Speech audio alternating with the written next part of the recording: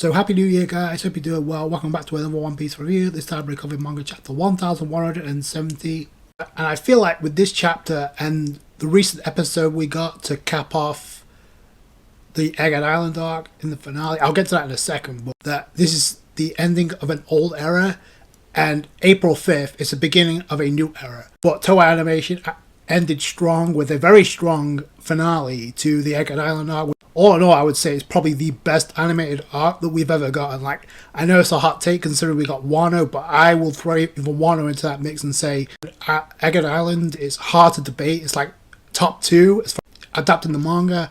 This is really up there. So you could just imagine what we're going to get with Elbaf. The main takeaways, obviously, is death to Saturn, of course, because the animators did a really good job with this scene of not only making it intense, but also twisted at the same time. Literally, much like Saturn's figure, as he was literally reduced to a skeleton, with the point of Emu's power and how intense, insane it is.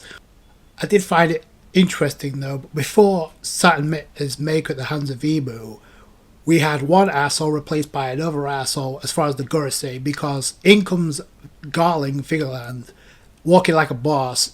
So he was walking up to the rest of the Gorosei. Oh, by the way, I'm taking Saturn's place now. Did you see how the other Gorosei reacted? They were not happy about this. I said this before when this came out in the manga. I definitely see some inner turmoil going on in the world government. He's apparently taking supervision over York, which, by the way, I included that in the anime, where York actually referenced the fact that, Vegapunk pulled one over on her because she realizes now that she's not the only satellite that's out there. Speaking of satellites, looks like Edison merged with the rest of them to keep Vegapunk or the satellites alive, and they got into contact with Weatheria. So I don't know where that's going, but we had the Straw Hats along with the Giants, along with Lilith and Barney, toasted it up to a banquet. You got Robin finally excited because she's going to meet Sol again on Elbaf, so that's teasing one thing. Is Usopp finally going to see Elbaf alongside Luffy. There was a focus on that scene, more specifically with Robin, Usopp, and Luffy. You also had the moment with Kuma and Barney reminiscing about Kuma and everything that Kuma did. I just thought it was a great touch to cap off their characters. One of the MVPs of Egghead Island, and that being Barney. Like I said, they're already setting you up for what's to come on Elbaf. Did you see the ending? Did you see the post-credits with Scopper at the end? I'm telling you, man, they're not wasting any time with the spoilers. So for what's to come, even before they gave you the trailer, which leads me to what we saw at Jumpfesta, the teaser trailer we got for Elbaf. Now, clearly, we got the visual. So the visual's pretty much hinting at Season 2 starting on April 5th in 2026, which is ridiculous to even say that when we consider how long One Piece is overall. But the overall episode number isn't going to change, nor the series itself. What's changing is the format of how we view the anime. Like that was a work in progress last year. This is something they've been slow burning here, and if you really think about it, like not just One Piece, but media and especially streaming is going to look vastly different a year from now, especially with Netflix purchasing Warner Bros. I mean, that's going to look vastly different a year from now. So it's not just One Piece. In the same token, it's kind of cool because they're using a seasonal format, and we've often wondered what they could do if they're given a lot more time to produce these episodes. Well, we're going to find out come April 5th. And to me, when it comes to the trailer, it's clear as day that they already have some episodes from the Lego block country phase of Elbaf already in the vault. This is what I said about when they had the 6-month hiatus. They already had episodes in the vault ready for Egghead Part 2. So it's the same thing here. If you look at the banquet scene, that really hits home because it really is the ending of an old era, and come April 5th, it begins a new era. So I'll get into the message by Oda when it comes to like Jumpfesta by the end of this chapter, because really there wasn't too much that really hinted at what Oda said. So I'll leave that to the end. On the cover page, we've got a cover request with Jinbei, a train clerk, handing out bento to Luffy, Nami, Zoro, Sanji, Usopp, Chopper, and Robin. It's interesting too because everyone except Robin are pretty much the age of kindergarten, like they should be in middle school or something. But Robin looks like a young teenager. Also, I don't know if it's just me, but did anybody catch the t-shirt that Robin was wearing? Other than the fact that it's Robin, but that t-shirt, to me, looked very similar to the one that Vice Admiral Dole wears, only take away the Marine logo. I don't know. It looked very similar. Then again, it could just be me wanting an interaction between the two on Elbaf, but I did find it very similar to the one that Vice Admiral Doll wears. And with the way this chapter starts off, when it comes to Ragnir, it's clear as day that Oda is using the Millionaire as a reference, which is the hammer of Thor. Loki's dodging Rainier, but Loki's trying to get to the chest so he can eat it, but the Ragnir is preventing him. Oda's referencing the Millionaire, and it's looking like it's testing Loki to see if he's worthy. And in fact, Harold goes on to back that up when he says, "Oh, it's no use, Loki. You won't be able to eat it because the Ragnir hasn't deemed anybody worthy." But before he's able to approach Loki, in comes Shanks and Scarpa with an attack coated in Conqueror's Haki, or an advanced Conqueror's Haki. And this scene is pretty much done to re-establish what we already figured out. Like, Conqueror's Haki is like the kryptonite for the Holy Knights. If you keep coating your attacks in Conqueror's Haki, eventually it'll chip away before he's driven into a corner, which is what we saw with Summers in the present when it comes to Scarpa. Like, we saw him having trouble regenerating. In fact, we don't even know what's going on right now. Shanks is like, "Oh, Scarpa, you're familiar with the weakness of the Holy Knight." So that's Shanks kind of re-establishing, yeah, that is the weakness of the Holy Knights. So I remember how many times the Holy Knights tried to take you back. So we get a flashback panel of when the Holy Knights were asking for Shanks, and Scarpa's like, "Oh, we sent them packing. I sliced them up." I'm pretty sure Rayleigh did too, since he would have been on board as well. Knights tried to get Shanks back, and multiple times they failed due to Scarpa and Rayleigh on board. But then Shanks goes on to say, "Scarpa, I want to save Harold." And then Scarpa responds like, "Wait, weren't you the one telling me that it's hopeless?" And then Scarpa goes on to say, "No, we need to let the youth handle this." I'm kidding. He pretty much goes on to say, "No, we need to leave this up to Loki now." So we go to Loki, and immediately Loki's just pretty much had enough at this point. The Ragnir throws itself at Loki again, and Loki is trying to hit a home run like Mark McGuire, but he ends up pulling a Gohan and snapping the Z sword. In this case, he snaps his own hammer in striking the Ragnir. Although I do find it interesting, speaking of which, the Ragnir following this, pretty much we see its final form after this, and its final form is, drumroll, it's a squirrel. And I didn't see that coming, but then again, this is One Piece, so I can't be too shocked. Oda definitely took inspiration from the Millionaire that Thor uses, but Oda added his twist in being able to have Ragnir transform into a squirrel. But the end result is trying to deem Loki worthy. And not to fast forward or anything, but there is a scene later on where the squirrel kind of lets Loki eat the devil fruit. Meanwhile, you got Harold is like striking away at the guards, and he's keeping Shanks and Scarpa at bay. He's using this chance to like approach Loki, but before he can even do that, get there, Loki is already on the ball and he's eating the devil fruit, and we actually get a glimpse of Loki's hand. Granted, it's very small because it's Loki's hand, but he scoffs it down, and immediately he begins transforming into his own form. I mean, I don't know if he's going to have a hybrid form reveal, but talk about Kaido vibes right there. King Harold arrives, is like, "Did you eat that?"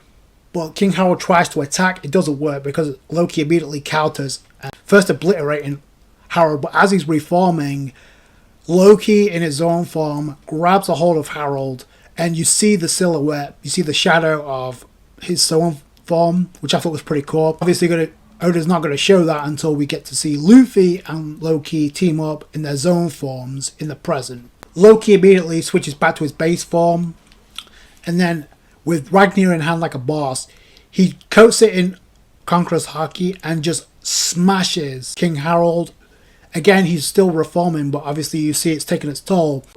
After this, there's definitely a cut in the action because we see both of them huffing and puffing, and Loki's telling Harold, "Hey, you come to your senses now." So clearly there was a cut, but King Harold's like, "It won't last.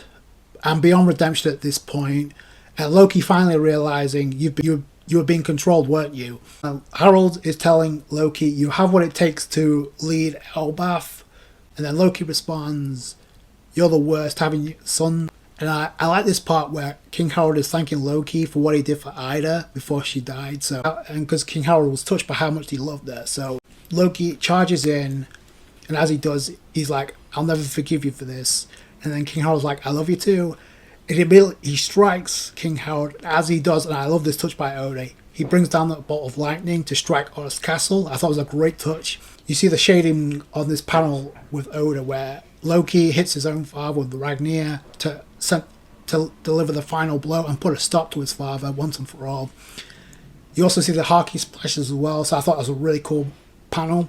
And then Loki just outbursts in sobbing, and he's remembering King Harold's words, like, the only thing that matters is securing Elbaf's future, which is going to be the theme for 2026 because we know Loki and Hardin, alongside Luffy, are going to bring about that change. That's how Oda ends the chapter.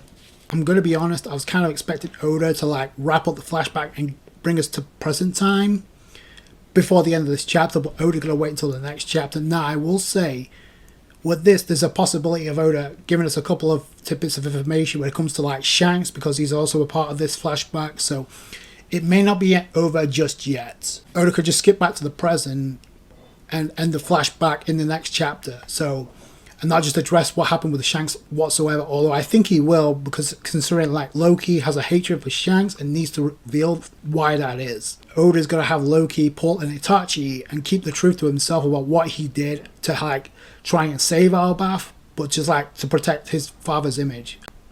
He's not going to let anybody know, which would explain why Jarl never mentioned anything, why Scopper never mentioned anything considering he was there. The only question unanswered, what happens with Shanks, because he's in this scenario as well. So Oda made his statement at Jumpfesta.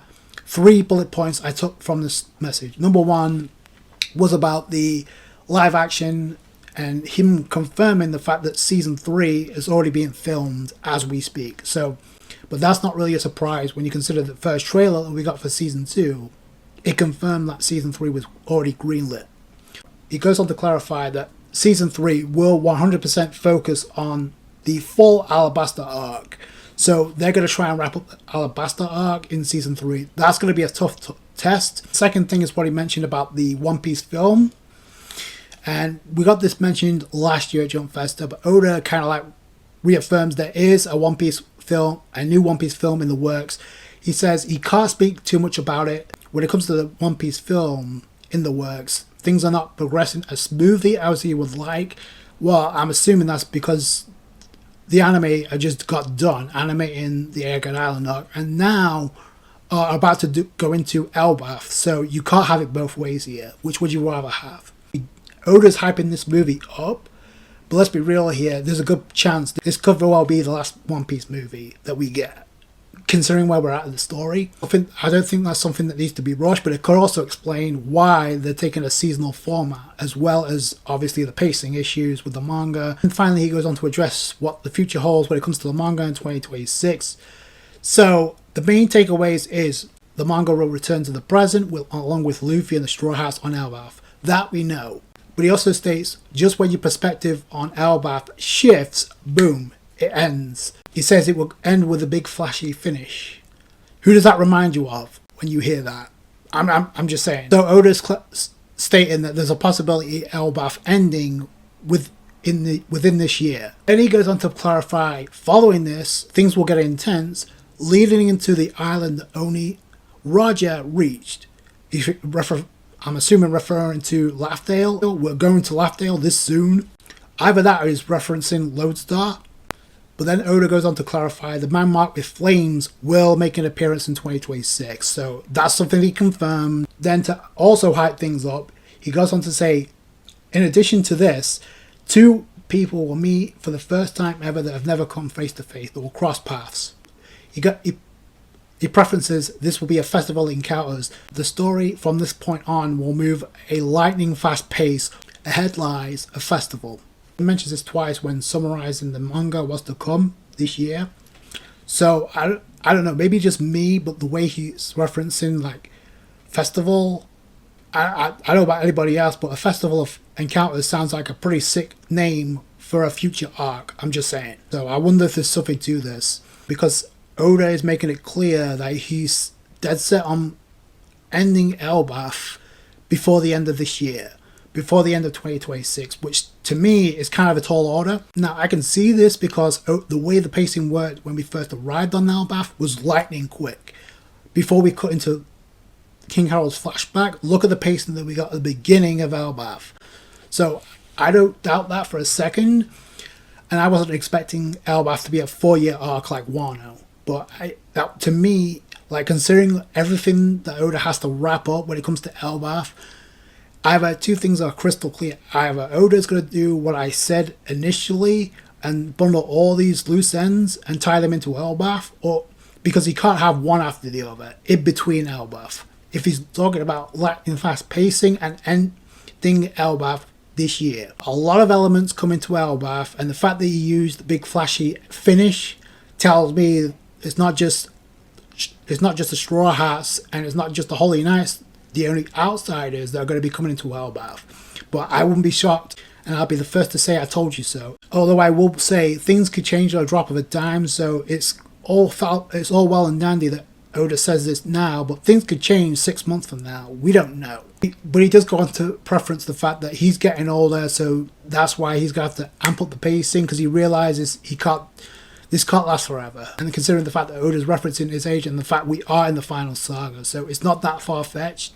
The man marked by flames will appear. 2 questions. 1, is that going to be on shore, or is he coming to Elbaf? Because it's one or the other at this point. Or is the man marked by flames someone we have never met, but will meet as somebody else with this first encounter?